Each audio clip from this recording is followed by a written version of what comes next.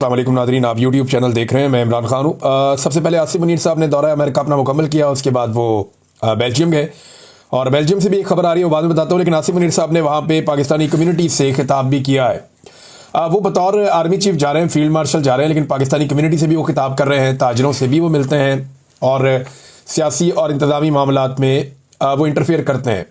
तो इस वक्त जो पाकिस्तान की मिलिट्री एस्टेब्लिशमेंट है उसका पूरी तरह से सियासत में और इंतजामी मामलात में, वजारत खारजा में, वजारत दाखिला में और तमाम मईशत समेत हर जगह पे उनका अपना एक किरदार है। और ये बड़ी अच्छी बात है पाकिस्तान की मौजूदा जो रजीम है उसमें शामिल सियासी जमातों के लिए कि कल को वो बड़े आराम से सारा मलबा पाकिस्तान की मिलिट्री एस्टेब्लिशमेंट पे डाल देंगे कि जितना भी फेलियर था वो सारा इसलिए था कि हम मजबूर थे, हम कुछ कर नहीं सकते थे और फौज के कंट्रोल में था सारा कुछ, तो उन्होंने ये तबाही फेरी है। हम लोग तो पहले भी डिलीवर करते रहे, आइंदा भी कर सकते हैं। तो ऐसी बातें फ्यूचर में वो कर सकेंगे और उनके लोग ये कहेंगे, और ये मैं अच्छी तरह जानता हूँ, माजी में भी ऐसे करते रहे, आइंदा भी ये करेंगे। पाकिस्तानी कम्युनिटी से उन्होंने खिताब किया, वहां भी वो सोशल मीडिया को नहीं भूले। यानी सोशल मीडिया एक ऐसी प्रॉब्लम है पाकिस्तान की एस्टेब्लिशमेंट के लिए जो उनके आसाब पे सवार है और उसे एस्टेब्लिशमेंट किसी जगह पे भी भुला नहीं सकती। जितनी फिक्र और कोशिश सोशल मीडिया को तबाह करने के लिए की गई है, उससे आधी कोशिशें और वक्त सर्फ किया जाता है दहशतगर्दी को ख़त्म करने के लिए या पाकिस्तान की माशी तरक्की के लिए, तो पाकिस्तान के हालात आज शायद पहले से काफ़ी बेहतर होते, लेकिन इस तरफ तवज्जो दी नहीं गई। अच्छा, आर्मी चीफ की मुद्दत मुलाजमत के हवाले से मैं कोई बात आपको बताऊं। इससे पहले जो बेल्जियम का आर्मी चीफ का दौरा, उस हवाले से एक दावा सामने आया है और ये बाकायदा एक दो ट्वीट्स मेरे पास मौजूद हैं। एक मोहम्मद फैसल साहब का ट्वीट है और ये कहते हैं जी कि बेल्जियम के दौरे पर आए हुए पाकिस्तानी आर्मी चीफ आसिम मुनीर के खिलाफ पाकिस्तानियों ने बेल्जियम में FIR कटवा दी है। FIR में आर्मी चीफ पर सफारत खाने के एहलकारों के जरिए हमला करवाने का इल्ज़ाम है। यानी एक तो ये वो उन्होंने बात की है, लेकिन नहीं, जो मेरे पास एक और इतला है ना, वो अब इसकी कोई तस्दीक नहीं हो सकती, लेकिन ये इतला ये कह रही है कि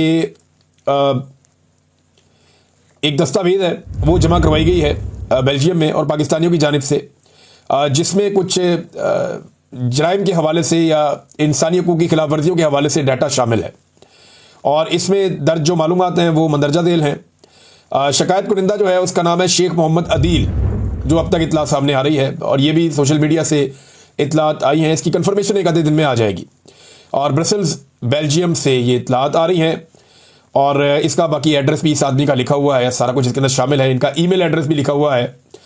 अच्छा, उसमें हाफिज़ सैयद आसिम मुनीर साहब के बारे में उनकी जिस्मानी तफसीलात लिखी हैं, उनकी उम्र लिखी है, उनका कद लिखा है, उनका वज़न लिखा है, साथ उनकी तस्वीर भी मुंसलिक की गई है और ये कहा कि ये ब्रसल्स में आए हैं। तारीख और वक्त लिखा है 10 अगस्त 2025। ऐसा लगता है कि ये दस्तावेज जो है वो पहले से तैयार थी। बहरहाल इल्ज़ामात जो है वो इसमें इंसानियत के खिलाफ जराइम, इस्लामाबाद में पुरअमन मुजाहिरीन का कत्लेआम, अगवा और तशद्दुद और 10,000 अफराद को कानूनी कार्रवाई के बगैर कैद में रखना, दहशतगर्दी और आलमी दबाव का, ये सारी चीज़ें जो हैं वो इसके अंदर शामिल की गई इस दस्तावेज़ में। और इसके अंदर जो सबूत साथ मुंसलिक किए गए हैं वो मुख्तलिफ NGOs और एमनेस्टी इंटरनेशनल की रिपोर्टें और मीडिया के मज़ामीन इसके अंदर शामिल किए गए हैं। और साथ उन्होंने ये कहा कि इस मामले को फेडरल प्रोसिक्यूटर को भिजवाना चाहिए और गिरफ्तारी के वारंट्स और ये वो सब, और ये दस्तावेज संगीन इल्ज़ामात की निशानदेही करती है और कानूनी कार्रवाई की दरख्वास्त करती है। ये जनाब एक दस्तावेज जमा करवाई गई, मैंने आपको बता दिया। लेकिन असल मामला जो हम डिस्कस कर रहे हैं गुज़िश्ता 1-2 दिन से, वो फिर मैं आपके सामने रखता हूँ कि क्या यही आर्मी चीफ कंटिन्यू करेंगे सन 2026 में और 27 में, और कितना कंटिन्यू करेंगे, इस पर हम बार बार बात करते हैं। वजह यह है कि इमरान खान साहब को और पाकिस्तान तहरीक इंसाफ को इस बात का पूरा यकीन है कि जब तक हाफिज़ सैयद आसिम मुनीर साहब हैं तब तक उन लोगों के लिए कोई भी तहरीक चलाना मुमकिन नहीं होगा और इस हुकूमत के खिलाफ कोई भी एक्टिविटी उनकी कारामद नहीं होगी, क्योंकि पूरी ताकत से पूरा इदारा इस्तेमाल किया जाएगा और वो पाकिस्तान तहरीक इंसाफ के रस्ते की एक रुकावट बनेगा। तो जो एक पॉलिटिकल वो कहते हैं ना जी हमें दिया जाए लेवल प्लेइंग फील्ड, तो वो उन्हें लगता है कि नहीं मिलेगी जब तक के आर्मी चीफ है हाफिज़ सैयद आसिम मुनीर साहब। और अब ये लड़ाई नई नहीं है, ये बहुत पुराना मामला है। इसमें जो हाफिज़ आसिम मुनीर साहब के जो हमायती हैं वो ये कहते हैं कि इमरान खान साहब ने अपने दौर में जब वो वज़ीर आज़म थे तो इनके साथ ज़्यादती की थी, और इमरान खान साहब कहते हैं जी मैंने कोई ज़्यादती नहीं की थी, बल्कि ये मेरी अहलिया से मिलना चाहते थे, उन्होंने इनकार कर दिया था, तो इस बात का गुस्सा है। बहरहाल जो भी है, आज पाकिस्तान तहरीक इंसाफ के साथ जो कुछ भी हो रहा है, इसके पीछे कुछ लोग खुलकर कहते हैं, कुछ लोग दबे लफ्ज़ों में कहते हैं, लेकिन पाकिस्तान की एस्टेब्लिशमेंट का पूरा हाथ है। अब 2 सवालात हमने सामने रखे थे। नंबर 1 कि क्या एक नई मुद्दत मुलाजमत शुरू होगी कि एक्सटेंशन मिल गई, 0 से दोबारा शुरू होगा, तो नए कानून के मुताबिक तो 5 साल के लिए आर्मी चीफ आएगा। तो क्या नई एक्सटेंशन और 5 साल होंगे, या जो एक नया कानून बनाया गया है वो पिछले एक्सटेंशन से उसको शामिल कर दिया जाएगा? एक्सटेंशन इसलिए कह रहा हूं कि आर्मी चीफ की जो नौकरी है उसको रिटेन किया गया था और फिर उसके बाद उनको ये ओहदा दिया गया था, वो पहले रिटायर हो गए थे, जो इतलात थी और जो फैक्ट्स थे, जो फिगर्स थे वहां पे मौजूद थे। अच्छा, इसमें जो है ना वो आसिम मुनीर साहब 3 साल मुकम्मल कर चुके हैं, तो 2 साल उनको और मिल जाएंगे। कुछ लोग दावा करते हैं कि नहीं, नया होगा और 5 साल होंगे, लेकिन राणा सनाउल्लाह साहब और फैसल वाडा, ये दोनों लोगों की अगर आप बात सुने तो फैसल वाडा का ताल्लुक क्योंकि उस कबीले से है जो मिलिट्री एस्टेब्लिशमेंट के लिए सर्व करता है, तो फैसल वाडा साहब की बात को आप समझें कि ये वहां से आई है। और राणा सनाउल्लाह साहब का जो ताल्लुक है वो नवाज शरीफ के कबीले से है, वो यहां सर्व करते हैं, तो उनकी बात आप समझें तो समझें, हुकूमत से आई है। तो हुकूमत और एस्टेब्लिशमेंट दोनों की तरफ से जो इशारा पहला आया वो इशारा ये है कि हाफिज सैयद आसिम मुनीर साहब का तसलसल हो सकता है, एक्सटेंशन नहीं हो सकती। क्योंकि राणा सनाउल्लाह साहब ने एक स्टेटमेंट में एक सवाल के जवाब में कहा कि नवाज शरीफ साहब माजी में भी जो एक्सटेंशन है उसके खिलाफ रहे हैं और आज भी उनकी ये एक राय है और पीएमएलएन की ये राय है कि एक्सटेंशन नहीं होनी चाहिए। हालांकि पीएमएलएन के इस दौरे हुकूमत में बहुत सारी एक्सटेंशन हुई हैं, बहुत सारी बेशुमार अफसरान को एक्सटेंशन दी गई हैं और धड़ाधड़ दी गई हैं और अभी तक दी जा रही हैं। बल्कि ये तो इस पर भी राजी हो गए थे कि हुकूमत को ही एक्सटेंशन दे दी जाए। और ये जो मौजूदा आर्मी चीफ है ये एक्सटेंशन के साथ फिर आर्मी चीफ बने थे, तो नवाज शरीफ साहब ने अपने उसूल तो तोड़ दिए थे, बहुत पहले तोड़ दिए थे। लेकिन राणा सनाउल्लाह साहब का ये बात कहना और अपने आप को उसूली साबित करने की कोशिश करना, वो ये बताता है कि जो एक तसलसल की बात आ रही है कि 3 साल आर्मी चीफ ने मुकम्मल कर दिए तो शायद 2 साल और भी उन्हें मिल जाए तो 2027 तक ये रहेंगे। लेकिन कल किसी ने नहीं देखा तो 2027 तो बहुत दूर है, अभी तो बहुत दूर है। अच्छा नाज़रीन, इसमें एक इंटरनेशनली जो खबरें आ रही हैं इसराइल को लेकर और फ़लस्तीन को लेकर, गज़ा को लेकर, उसमें सहाफ़ियों का कत्लेआम हुआ है, बहुत सारे जो इमदादी कारकुन हैं उनका कत्लेआम हुआ है। रोज़ाना की बुनियाद के ऊपर जो है वो फ़लस्तीनी शहीद हो रहे हैं और उनका कत्लेआम किया जा रहा है। जो लोग भूखे हैं, प्यासे हैं, उनकी मुश्किलात बढ़ती जा रही हैं। और यहाँ पे एक नया मनसूबा नेतन्याहू ने बनाया कि वो पूरी की पूरी गज़ा की पट्टी पे कंट्रोल करेगा और इसराइल जो है वो पूरे गज़ा पे कब्जा करेगा। इसमें इसराइल के अंदर भी सख्त मुखालफत का सामना करना पड़ा। इसराइली फ़ौजी ने भी एक ने खुदकुशी की है कि ये जो जुल्म हमारे से करवाया जा रहा है, इस किस्म की चीज़ें रिपोर्ट हो रही हैं। लेकिन जो कुछ भी इस वक्त गज़ा में हो रहा है, इसके लिए पाकिस्तान माजी में जैसे आवाज़ उठाता था वैसे इस मरतबा आवाज़ उठाता हुआ दिखाई नहीं दिया। यानी कुछ चीज़ें पाकिस्तान ने ऐसी की है जिससे लगता है कि शायद गज़ा के ऊपर पाकिस्तानी एस्टेब्लिशमेंट की पॉलिसी बदल गई है। जनरल बाजवा एक ऐसे जर्नैल थे जो ये बातें खुलकर करते थे सहाफ़ियों के साथ या ऑफ द रिकॉर्ड मीटिंग्स में कि इसराइल के साथ पाकिस्तान को अपने ताल्लुकात बनाने पे गौर करना चाहिए और इसराइल के मामले के ऊपर पाकिस्तान को अपनी पॉलिसी तब्दील करनी चाहिए। हमने ये देखा कि मिलिट्री एस्टेब्लिशमेंट के ज़ेरे साया पलने वाली जितनी भी मजहबी सियासी जमातें हैं वो भी अब इसराइल और गज़ा के मामले पर उस तरह खड़े नहीं होते जिस तरह माजी में होते थे। आजकल पाकिस्तान में एक बात बड़े आराम से की जाती है और वो ये कहा जाता है कि जी ये तो अरबों का मसला है और अरबों को ही अगर कोई प्रॉब्लम नहीं है तो फिर हम क्यों उछलते कूदते हैं, हमें इसके बीच में नहीं आना चाहिए। हमारा मसला जो है वो कश्मीर का है, लेकिन कश्मीर के मामले में कोई हमारे साथ खड़ा नहीं होता। तो ये इसको मुसलमानियत से या इस्लाम से हटाकर या मदद की बुनियाद से हटाकर इसको एक इलाकाई लड़ाई के तौर पर अब देखा जा रहा है। और कुछ लोग मशवरे दे रहे हैं कि जी इसराइल को तस्लीम कर लिया जाए। अब कुछ चीज़ें ऐसी हुई है पाकिस्तान में मौजूदा रजीम के दौरान कि वो इशारा कर रही हैं कि पाकिस्तान की सोच क्या है। यानी मेरे पास यहाँ पे एक खबर है, अगर आप ये मंजर भी देखें तो आपको नज़र आ जाएगा, ये ट्विटर में आपको नज़र आएगा कि इसराइल के अंदर एक बहुत बड़ा एहतजाज हुआ। यानी इसराइल में एहतजाज हो रहा है गज़ा के ऊपर मुकम्मल तौर पे कब्जा करने के हवाले से। इसराइल के अंदर एहतजाज हो रहा है और वहाँ पे 1 लाख के करीब लोग इसराइल में निकले और निकलकर उन्होंने एहतजाज किया। नेतन्याहू के मंसूबे के खिलाफ इसराइल में भी एहतजाज, 1 लाख से ज़ायद अफराद का मुजाहरा, ये एक्सप्रेस न्यूज़ ने खबर छापी है। और ये मनाजिर जो है वो इसराइल से आ रहे हैं। यानी इसराइल के खिलाफ इसराइल में मुजाहरा हो सकता है लेकिन इसराइल के खिलाफ पाकिस्तान में मुजाहरा नहीं हो पा रहा। गज़ा के लिए उठने वाली हर आवाज़ को पाकिस्तान में खामोश करवा दिया गया। एक वफद भी इसराइल में भेजा गया और उस हवाले से बाद में किसी ने जिम्मेदारी भी कबूल नहीं की और कोई पीछे भी नहीं हट रहा और वो लोग प्रोटोकॉल भी इंजॉय कर रहे हैं, अपने इंजॉय भी कर रहे हैं। साथ ही साथ पीएसएल के मैचेस में फ़लस्तीन का झंडा जो लोग लेकर गए स्टेडियम में, उनसे फ़लस्तीन का झंडा छीन लिया गया पंजाब पुलिस की जानिब से, क्योंकि पाकिस्तान में ये पॉलिसी नहीं है कि आप फ़लस्तीन का झंडा उठाएं। हालांकि दुनिया भर के खेल के मैदानों में, चाहे फुटबॉल हो चाहे दीगर गेम्स हों, लोग फ़लस्तीन का झंडा उठाते हैं। इवन खिलाड़ी भी ये करते हैं कि फ़लस्तीन का झंडा हाथ में पकड़ लेते हैं उस जुल्म और बर्बरियत के खिलाफ जो वहाँ पे हो रहा है, क्योंकि खेल और खिलाड़ी जो हैं ये अमन के सफ़ीर होते हैं। लिहाजा जुल्म और बर्बरियत के खिलाफ ये प्लेटफॉर्म हमेशा से इस्तेमाल किए जाते हैं, लेकिन पाकिस्तान में इसकी भी इजाजत नहीं दी गई। सेनेटर मुश्ताक को उनकी बीवी बच्चों को घसीटा गया, खवातीन को गिरफ्तार किया गया, नौजवानों को गिरफ्तार किया गया, बार बार पुलिस ने बड़ा ब्रूटल टॉर्चर किया जो लोग इसराइल के खिलाफ एहतजाज के लिए निकले। बल्कि 2 नौजवानों पर एक रात गाड़ी चढ़ा दी गई और उस मामले का भी आज तक कुछ पता नहीं चला कि क्या हुआ।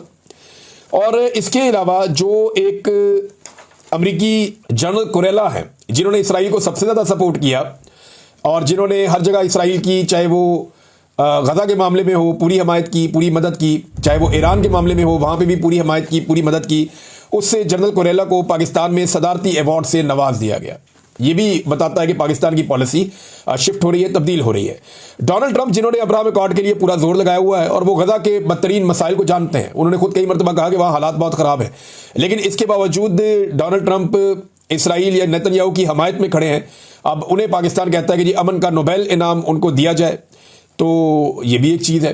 अब थोड़े अरसे बाद ख्वाजा आसिफ एक स्टेटमेंट ज़रूर दे देते हैं, बड़ा हसास किस्म का, इसराइल और फ़लस्तीन के और गजा के मामलात को लेकर, लेकिन खुद उन्होंने पाकिस्तान में ना तो कभी एहतजाज किया, ना कभी आवाज़ उठाई, ना किसी और जमात को एहतजाज करने दिया और ना किसी और जमात को आवाज़ उठाने दी।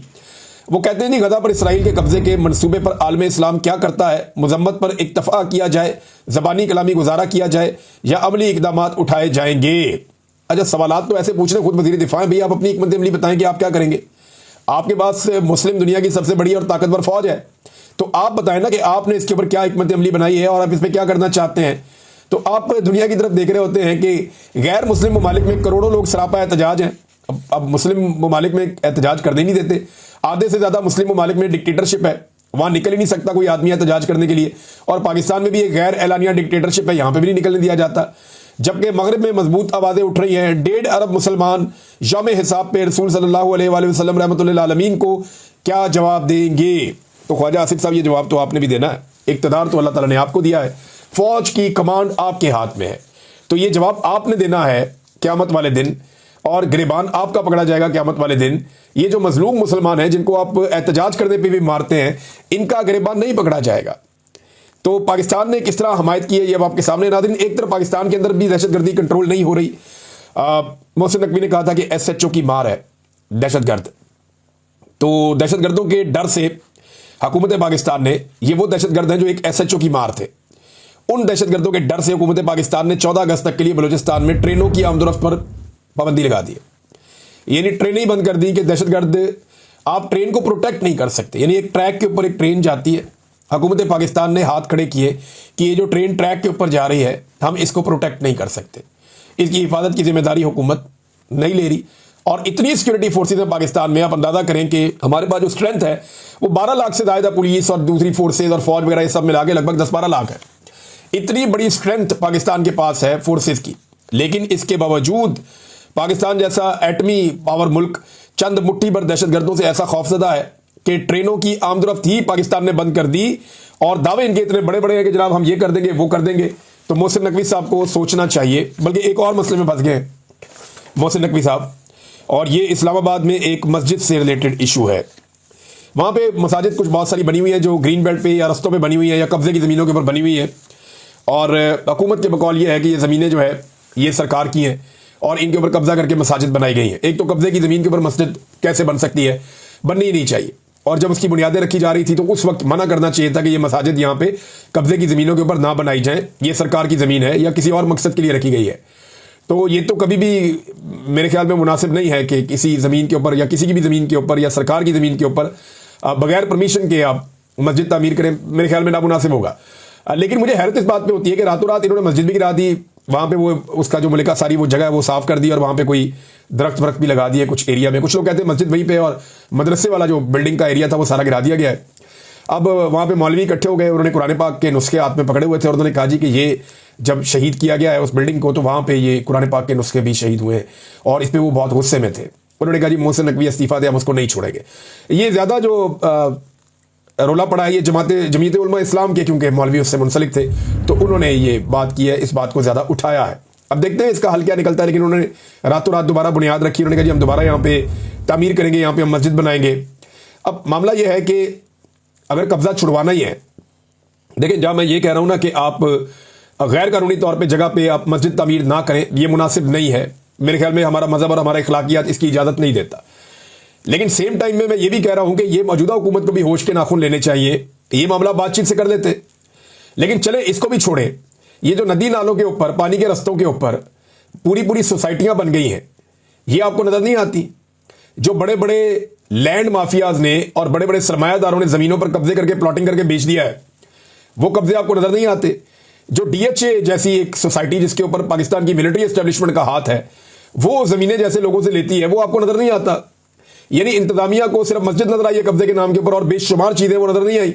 मैं क्लियरली कह रहा हूं कि जो काम यहां हुआ वो भी ठीक नहीं था, लेकिन ये हुकूमत को होश के नाखून लेने चाहिए कि पानी के रस्तों के ऊपर, नदी नालों के ऊपर पूरे पूरे प्लाजे और इमारतें तामीर कर दी गई हैं, उसके ऊपर ये नहीं जागे, उसके ऊपर इनको होश नहीं आया। और वहां पे जो इलीगल कंस्ट्रक्शन हुई और जो बांधे गए, उनकी वजह से पूरे के पूरे शहर डूब रहे हैं। जब भी बारिशें होती है हर तरफ जो है वो शहर डूबना शुरू हो जाते हैं, और हर साल अब ये होता है। तो वहां पे जाके मसमार करें, उन बंदों को तोड़ें, उन सोसाइटियों से वो जगह खाली करवाएं, और वहां पे जो नदी और नालों के सदियों पुराने रास्ते हैं उनको बहाल करें, ताकि शहरों के अंदर जो है वो सैलाब जैसी सूरत हाल पैदा ना हो। अब इसके ऊपर तवज्जो देनी चाहिए, लेकिन कौन दे इसके ऊपर तवज्जो? नाज़रीन, ये एक और मैंने आपको कहा था, याद होगा आपको 2024 में जब इलेक्शन हुए थे फरवरी में, उसके फौरन बाद मुझे गिरफ्तार कर लिया गया था और मुझे गिरफ्तार करके इन्होंने जेल भेज दिया।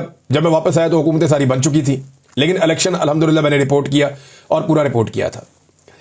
अब हुआ ये कि मैंने उस वक्त एक जुमला बोला था जब मैं कैदियों वाली वैन में था। मैंने कहा था कि ये एक जाली हुकूमत इनको बनाकर दी गई है और ये सीरियस ही हो गया कि ये इनकी हुकूमत है। यानी एक तो हुकूमत जाली है, जाली फार्म 47 के ऊपर बनाई गई है, और जिनको ये हुकूमत भीख में दी गई है वो सीरियस हो गए हैं कि वो इलेक्शन जीत के हुकूमत बनाकर आ गए हैं।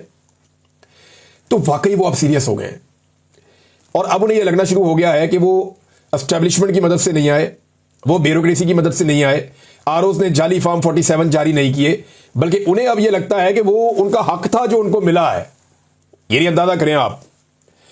अब वो ब्यूरोक्रेसी जिन्होंने अपना मुंह काला किया जाली फार्म 47 जारी कर करके, वो भी गिरफ्त में आ रहे हैं और उन्होंने उनके खिलाफ भी कार्रवाई शुरू कर दी। कल को ये एस्टेब्लिशमेंट के खिलाफ भी करेंगे, इनको ये आदत है और एक दिन इनका रवैया यही होगा।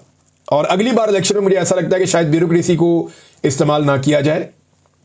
हो सकता है कि अगली मरतबा इलेक्शन में ब्यूरोक्रेसी की बजाय अदलिया को इस्तेमाल कर लिया जाए। जिस तरह से अदलिया को कंट्रोल कर लिया गया है, तो बड़े पैमाने पर अदलिया को भी इस्तेमाल किया जा सकता है। एस्टेब्लिशमेंट भी कर सकती है, मौजूदा हुकूमत भी कर सकती है। और उसका रीजन पता क्या है कि जब भी पाकिस्तान में फ्री एंड फेयर इलेक्शन होगा ना, तो एस्टेब्लिशमेंट को बदतरीन शिकस्त हो जाएगी। एस्टेब्लिशमेंट के बाद दो रास्ते बचे, या तो वो इस गंदे खेल को बंद कर दे और इसमें से बाहर निकल जाए और वो कहे जी हमारा कोई किरदार नहीं है, हम बाहर चले जाते हैं। तो फ्री एंड फेयर इलेक्शन हो जाए तो वो उनको शिकस्त से ऐसे बच सकते हैं। अदरवाइज वो जब भी कभी इंटरफेयर करने के लिए आएंगे तो अवाम उनके खिलाफ जाएगी, वो जिसको भी सपोर्ट करेंगे अवाम उसके खिलाफ खड़ी हो जाएगी। नाज़रीन, कल के दिन में इमरान खान साहब की जमानतें लगी हुई हैं सुप्रीम कोर्ट ऑफ पाकिस्तान में। मुख्तलिफ केसेस की अपीलें वहां पे सुप्रीम कोर्ट में गई थी। देखते हैं वहां पे क्या होता है। आज एक किताब है the war that change everything. ये किताब आज जो है एक ऐसी जंग जिसने सब कुछ तब्दील कर दिया।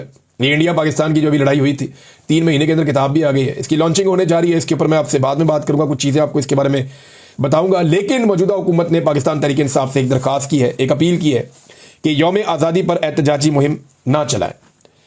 यानी वो ये कहते हैं कि आगे पीछे आप करें, लेकिन आप यौम आज़ादी पे आप एहतजाजी मुहिम ना चलाएं। अब पाकिस्तान तहरीक इंसाफ जो है वो इसको एक अपॉर्चुनिटी के तौर पे इसलिए लेती है कि नॉर्मल दिनों में तहरीक इंसाफ को दीवार के साथ लगा दिया जाता है, बल्कि उनको दीवार में ही दबा देते हैं और चादर और चार दीवारी का तकद्दुस पामाल करते हैं। तो 14 अगस्त पे पीटीआई को लगता है कि शायद ऐसा कुछ ये हुकूमत कर नहीं पाएगी, तो हम अपना एक एहतजाज भी कर पाएंगे, अपनी आवाज़ भी बुलंद कर पाएंगे। तो हुकूमत अब ये कह रही है कि जनाब हमारी ये रिक्वेस्ट है कि आप एहतजाजी मुहिम ना चलाएं। तो वैसे आम दिनों में अगर आप एहतजाज का आईनी हक फराहम करें पॉलिटिकल पार्टीज़ को, तो चीज़ें नॉर्मलाइज हो सकती हैं। लेकिन मौजूदा हुकूमत को खौफ है कि अवामी मकबूलियत इनके साथ नहीं है।